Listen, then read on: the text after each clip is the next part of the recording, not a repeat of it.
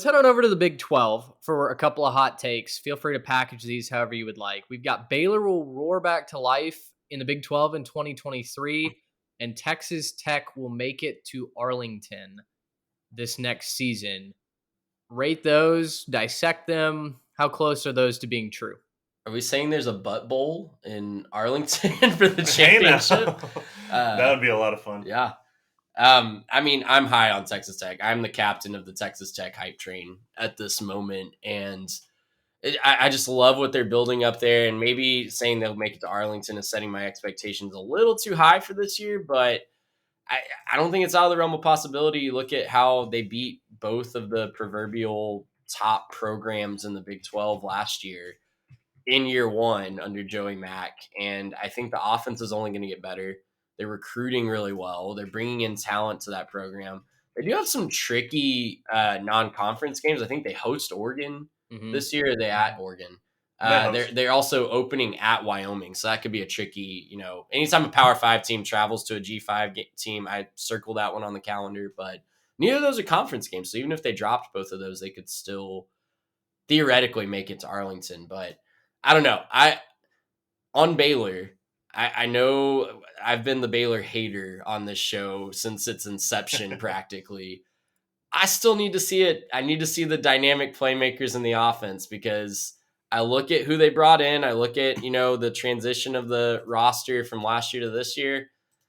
I don't know. I just don't know where that explosive playmaking is going to come to win those games in conference when you have a Texas putting up points, when you have an Oklahoma putting up points, when you have a Texas Tech putting up points on your defense. You need those dynamic playmakers to keep up. I just don't know. I just don't know that I am ready to say that they're going to overcome those problems that they had last year. So on Baylor, Mitch, I think this was yours with them roaring back to life. Are we saying that they're like in conference championship talks? Are they bigger on the national scale? No. Just conference. I don't know how you could project Baylor to be a national player right now. But a 6-6 skid. I believe they lost 4 or 5 straight. It did not end well. Well, I'm looking at their schedule, and so they play Utah at home for their second game. They have a warm up with Texas State. No offense, Texas State. Shout out San Marcos. Yeah, shout out San Marcos. But they play Utah at home. I would probably write that in as a loss just to start. I know that I'm a Utah homer, and that worked out great last year, but I still think that that's probably a loss for Baylor just off the bat. You played the Texas Longhorns at UCF, which is never a fun place to play if you're the opposing team, and then at home against Texas Tech. So yeah, you get those two, Texas and Texas Tech at home. I don't know that they go better than 1-2 in those two games. I'm not saying anything about that. I'm just saying there's a couple of tough games for them there.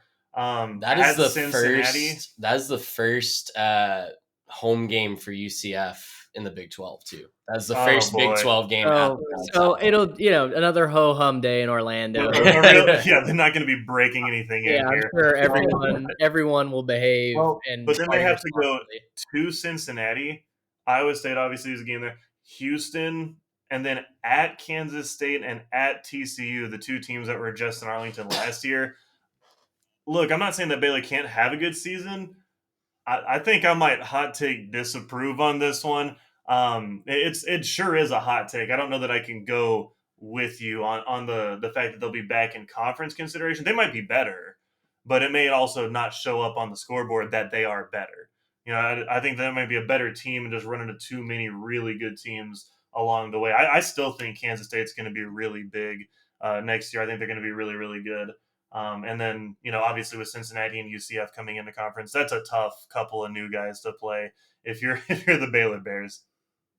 I do agree. I think this is one of the hotter takes because it is very hot. The path to even having an 8-4 season, not extremely visible right now. Like you got to trim back. It's a little overgrown, right? You got to trim back the hedges. Right. Maybe remove a fallen log or two. Shout out Augusta. Thank goodness nobody was hurt in that last night. I think you service crews are en route, right? They've got to clean up the past Sure. if Baylor's going to get there. But that being said, nobody saw TCU coming this year, right? We That's true. didn't even have them in a bowl game. So, And if there's a coach I trust to do it, I trust Dave Aranda. He's a good coach. right. He does a lot of good stuff there. He gets his teams. I feel like he gets the most out of his team. So if the talent's on the roster, Dave Aranda is going to get it there. I'm not sure that the talent's there. I'm not sure that they have all the guys that can make that happen, but I trust Dave Aranda to get it done. So let's talk about that, because if they go 6-6 again this year, I'm just throwing that out there, Okay. 6-6, 7-5 range, does that start to question that perception of Dave Aranda? Because I know we have the magical year a couple years ago where they make their run to the Big 12 title, but I don't know. Like we've talked about on this show before, how time and time again these coaches have one magical year, and we kind of pencil in our brains like, oh, that's a great coach, but after that magic year is gone, what happens? That's why I'm not fully in on Dykes just yet. See, I think for Baylor, the issue is their big team was so senior heavy, and there were so many guys that ended up leaving that team. And that's why both of us didn't think they were going to do that well last year. And ultimately, that ended up coming true. I think the big thing that I'm looking at for Baylor is, can they stack a little bit more experience, stack that culture, let that culture really get in there, and hopefully with a little bit more experience coming in, with a little bit more of those guys with some actual experience, some tread on the tires. Hopefully we can actually see what we saw a couple years ago as opposed to last year. I think for Aranda, I'm more likely to say this is a commentary on his ability to recruit and that's what I'm worried. That's true. That's what I'm out of the transfer portal, right? I mean, now recruiting high school players, I think he's solid at. There's, Baylor's never been amongst the recruiting elite, but they've found ways to extract as much value out of them as they can.